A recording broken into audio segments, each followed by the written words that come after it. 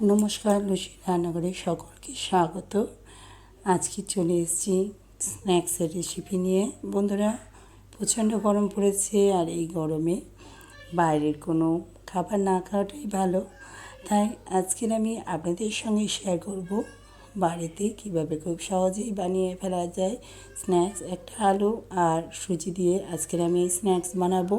তাহলে চলুন বন্ধুরা, দেখে নেওয়া যাক আজকের রেসিপি। দেখুন, এখানে আমি একটা আলু নিয়েছি, আর আলুটার খোসা আমি প্রথমে ছাড়িয়ে নিলাম। এখন এই আলুটাকে আমি গ্রেট করে নেব। একটা গ্রেটার নিয়ে নিয়েছি, গ্রেটারের মধ্যে আমি এই আলুটাকে গ্রেট করে নিলাম। এখন আলুটাকে আমি একটা জায়গাতে তুলে নিচ্ছি। 2-3 বার জল পাল্টিয়ে আলুটাকে আমি ধুয়ে নিচ্ছি। আলুটা ধুয়ে নেওয়া হয়ে গিয়েছে। এবারে আমি গ্যাসেতে একটা কড়া বসিয়ে দিচ্ছি।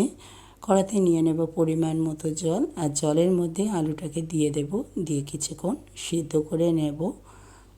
বেশিক্ষণ সিদ্ধ করার দরকার নেই, 2-3 মিনিট সিদ্ধ করে নিলে যথেষ্ট। আলু সিদ্ধ হয়ে গিয়েছে। এখন গ্যাসের ফ্লেমটাকে আমি একেবারে লোতে করে দিচ্ছি, আর দিয়ে দিচ্ছি জলের মধ্যে 1 কাপ সুজি।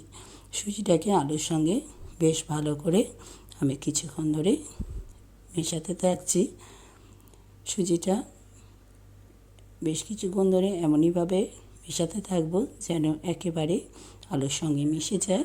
দেখুন, আমার সুজিটা কিন্তু আলুর সঙ্গে একেবারে মিশে গিয়েছে। সুন্দর একটা ডো তৈরি হয়ে গিয়েছে। এখন এই সুজিটাকে আমি একটা পাত্রের মধ্যে তুলে নিচ্ছি, আর কিছুক্ষণ ধরে আমি রেখে দেব যাতে সুজিটা ঠান্ডা হয়ে যায়। তারপরে আমি হাত দিয়ে ভালো করে মিশিয়ে নেব। বন্ধুরা, এইভাবে স্ন্যাক্স বানিয়ে দেখবেন। এই স্ন্যাক্স আপনারা সন্ধ্যেবেলায় চা কাপের সঙ্গে কিংবা বাচ্চার টিফিনে দিতেই পারেন। খুবই টেস্টি হয়, অবশ্যই আপনারাও ট্রাই করবেন। দেখুন, আমার এদিকে সুজির ডোটা একেবারে ঠান্ডা হয়ে গিয়েছে। এখন এর মধ্যে দিয়ে দিলাম স্বাদ মতো লবণ, কিছু দিলাম কাঁচা লঙ্কার কুচি, দিয়ে দিলাম কিছু ধনেপাতার কুচি, আর দিলাম 1/2 চামচ গোলমরিচের গুঁড়ো, দিয়ে দিলাম অল্প একটু কাঁচা লঙ্কা। বেশ ভালো করে হাত দিয়ে আমি মিশিয়ে নিচ্ছি। মেশানোটা যেন খুব ভালো হয়, কোনোভাবে কচা ভাব যেন না থাকে। বেশ কিছুক্ষণ ধরে এইভাবে আমি হাত দিয়ে সমস্ত কিছু মিশিয়ে নিচ্ছি। বেশ কিছুক্ষণ ধরে আমার এটা মেশানো হয়ে গিয়েছে। এখন এর মধ্যে দিয়ে দেব 1/2 চামচ তিল। তিলটাকে দিয়ে আরও কিছুক্ষণ ধরে মিশিয়ে নেব। দেখুন, আমার এটা মেশানো একেবারে রেডি। এখন এর মধ্যে আমি 1 চামচ সাদা তেল দিয়ে দিচ্ছি। তেলটা দিয়ে একটু মিশিয়ে নিলাম। এবারে আমি এর থেকে ছোটো ছোটো করে লেচি কেটে নেব। হাতটা পরিষ্কার করে ধুয়ে নিয়ে হাতে একটু তেল মিশিয়ে নিলাম যাতে হাতে না মিশে যায়। এবারে ছোটো ছোটো করে লেচি কেটে নিচ্ছি, প্রথমে গোল করে, তারপরে একটু চ্যাপ্টা করে নিচ্ছি, আর মাঝখানে ঠিক এইভাবে আঙুল দিয়ে আমি ফুটো করে নিলাম।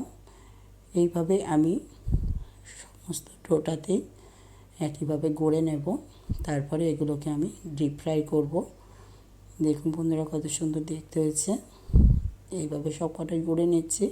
দেখুন, আমার ওই সুজির ডোটা এতগুলো হয়েছে। একে ভাজার জন্য আমি গ্যাসেতে একটা কড়া বসিয়ে দিয়েছি। কড়াতে নিয়ে নিচ্ছি ভাজার জন্য পরিমাণ মতো তেল।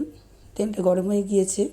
তেলের মধ্যে আমি স্ন্যাক্সগুলোকে ছেড়ে দিচ্ছি, আর গোল্ডেন কালার করে এগুলোকে আমি ভেজে নেব। প্রথমে এক পিঠ কিছুক্ষণ হতে দিচ্ছি, তারপরে আমি এক পিঠ উল্টিয়ে দেব, অপর পিঠটাকেও একইভাবে গোল্ডেন কালার করে ভেজে নেব। আর এই ভাজার সময় গ্যাসের ফ্লেমটাকে লো টু মিডিয়ামে রাখবেন যাতে ভাজাটা খুব ভালো হয়, মচমচে হয়। এগুলো ভাজা হয়ে গিয়েছে। এখন এগুলোকে আমি তুলে নিচ্ছি, আর বাকি যে কটা আছে সে কটাও একইভাবে ভেজে নিচ্ছি।